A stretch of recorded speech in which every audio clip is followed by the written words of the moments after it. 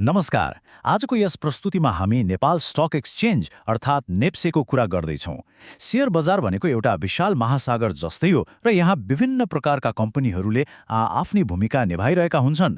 आज हामी नेप्सेका यी विभिन्न क्षेत्रहरूले कसरी काम गर्छन् र एउटा बलियो पोर्टफोलियो निर्माण गर्न यिनीहरूलाई कसरी प्रयोग गर्न सकिन्छ भन्ने कुरा एकदमै सरल तरिकाले बुझ्नेछौँ। नयाँ लगानीकर्ताहरूका लागि यो एकदमै महत्त्वपूर्ण जग बन्नेछ। अब बजारमा छिर्दा अक्सर एउटा प्रश्न उठ्छ नि, के बजारमा उपलब्ध सबै कम्पनीका शेयरहरू एकै प्रकारका हुन्छन् त? पक्कै पनि हुँदैनन्। समग्र शेयर बजार एउटा विशाल पजल जस्तै हो, जुन बिल्कुलै फरक प्रकृतिका कम्पनीहरू मिलेर बनेको हुन्छ। कुनै कम्पनीले एकदमै स्थिर प्रतिफल दिन्छन् भने कुनैले उच्च वृद्धिको सम्भावना बोकेका हुन्छन्। कुन क्षेत्रमा लगानी गर्दा के फाइदा हुन्छ र कस्ता जोखिमहरू लुकेका हुन्छन् भन्ने नबुझी लगानी गर्नु भनेको अन्धकारमा तीर चलाए जस्तै हो। आजको हाम्रो लो छोटो विश्लेषणमा हामी मुख्यतया यी कुराहरू हेर्नेछौँ। नेप्सेका क्षेत्रहरू, ब्याङ्किङ क्षेत्रको स्थिरता, जलविद्युतको वृद्धि, यी दुई ठूला क्षेत्रहरू बीचको तुलना, अन्य सहयोगी क्षेत्रहरू र अन्त्यमा पोर्टफोलियोलाई सुरक्षित राख्ने विविधीकरणको सुनौलो नियम। ल, अब सुरु गरौँ हाम्रो पहिलो खण्डबाट नेप्सेका क्षेत्रहरू र यो बजारको पजललाई बुझ्ने प्रयास। अगाडि बढौँ दोस्रो खण्डमा, ब्याङ्किङ स्थिरता र नियमन, जसलाई हामी नेप्सेको मेरुदण्ड पनि भन्छौँ। बजारको पहिलो र सबैभन्दा ठूलो पिलरबाट सुरु गरौँ। नेप्सेको सबैभन्दा ठूलो क्षेत्र मात्र नभई यो समग्र पुँजी बजारकै मेरुदण्ड हो। तर ब्याङ्किङ भन्दैमा एउटा मात्र प्रकारको ब्याङ्कलाई सम्झनु भएन नि।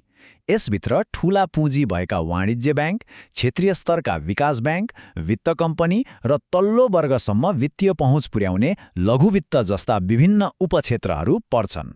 यो क्षेत्रको सबैभन्दा राम्रो र रोचक पक्ष के हो भने यसले एउटा पोर्टफोलियोमा एकदमै भरपर्दो एङ्करको काम गर्छ। नेपाल राष्ट्र ब्याङ्क जस्तो बलियो नियामकको कडा निगरानीमा रहने हुनाले यो निकै सुरक्षित मानिन्छ।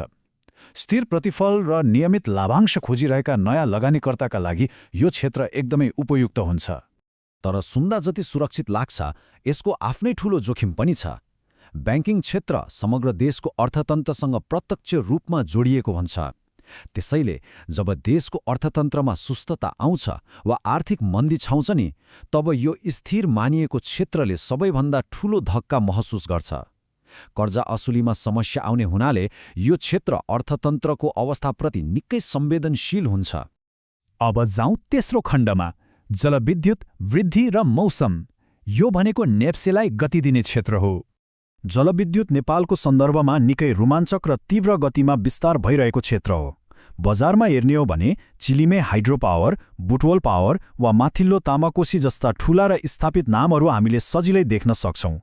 यी कम्पनीहरूको विस्तारले नेपालको पुँजी निर्माणको वास्तविक शक्तिलाई उजागर गर्छन्। यहाँ बुझ्नै पर्ने सबैभन्दा महत्त्वपूर्ण कुरा के हो भने जलविद्युत कम्पनीहरू दीर्घकालीन सम्पत्ति निर्माणका लागि उत्कृष्ट मानिन्छन्। आयोजनाहरू बनेर निरन्तर बिजुली उत्पादन हुन थालेपछि नियमित लाभांश र बोनस शेयर मार्फत लामो समयसम्म राम्रो प्रतिफल दिने क्षमता यिनीहरूले राख्छन्। यी लामो दौडका घोडाहरू जस्तै हुन्। तर यहाँ एउटा एकदमै अचम्मको र विशिष्ट जोखिम लुकेको छ। ब्याङ्किङ क्षेत्र अर्थतन्त्रसँग डराउँछ भने हाइड्रो पावर मौसमसँग। विशेष गरी सुखायाममा खोलामा पानी घटेपछि बिजुली उत्पादन स्वाट्टै घट्छ। अर्थात् जलविद्युतका लगानीकर्ताहरू पनि किसानहरू जस्तै आकाशे पानीको प्रतीक्षामा हुन्छन् भन्दा फरक नपर्ला। यो मौसमी जोखिम बुझ्न एकदमै जरुरी छ। यही कुराले हामीलाई चौथो खण्डमा पुर्याउँछ, ब्याङ्किङ विरुद्ध जलविद्युतको आम्ने सामने तुलना। यो आम्ने सामने तुलना साँच्चै चाख्ला लाग्दो छ। एकातिर ब्याङ्किङ क्षेत्र छ जसले कडा नियमनभित्र रहेर स्थिर प्रतिफल दिन्छ तर मन्दीसँग डराउँछ। अर्कोतिर जलविद्युत छ जसले लामो समयमा रोमाञ्चक वृद्धि त दिन्छ तर खडेरी र मौसमी जोखिमको सामना गर्नुपर्छ। नयाँ लगानीकर्ताको रूपमा जोखिम वहन गर्ने क्षमता हेरेर यी दुई बीचको सन्तुलन बुझ्नु एकदमै महत्त्वपूर्ण हुन्छ।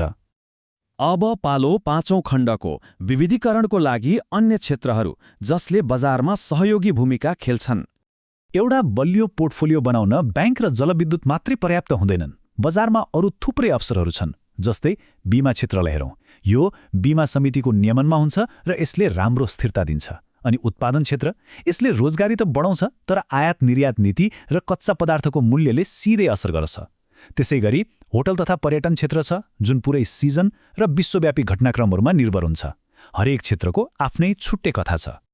अब हामी छैटौं र सबैभन्दा महत्त्वपूर्ण खण्डमा आइपुगेका छौं, सुनौलो नियम, विविधीकरण अर्थात् पोर्टफोलियोको सुरक्षा।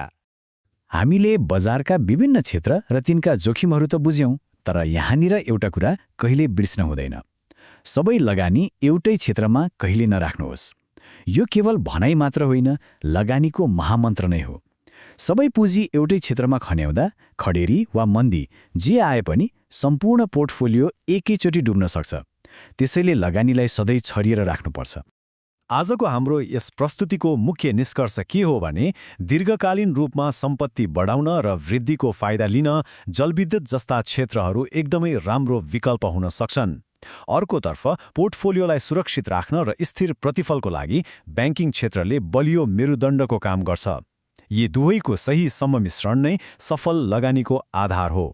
हामीले बजारका क्षेत्रहरू त बुझ्यौं, अब हाम्रो आगामी विश्लेषणमा हामी सेबोन अर्थात् नेपाल धितोपत्र बोर्डको भूमिका र यसले बजारमा लगानीकर्ताहरूलाई कसरी सुरक्षित राख्छ भन्ने कुरा हेर्नेछौं। अब जाँदा जाँदै एउटा प्रश्न छोडेर जाउँ। यी सबै सम्भावना र जोखिमहरू बुझिसकेपछि अब बन्ने नयाँ पोर्टफोलियोको मेरुदण्ड कुन क्षेत्र बन्ला त? के त्यो स्थिर ब्याङ्किङ हुनेछ वा सम्भावनाले भरिएको जलविद्युत? लगानीको यो रोमाञ्चक यात्रामा सोच विचार गरेर अघि बढ्न यो प्रश्नले पक्क मद्दत गर्नेछ।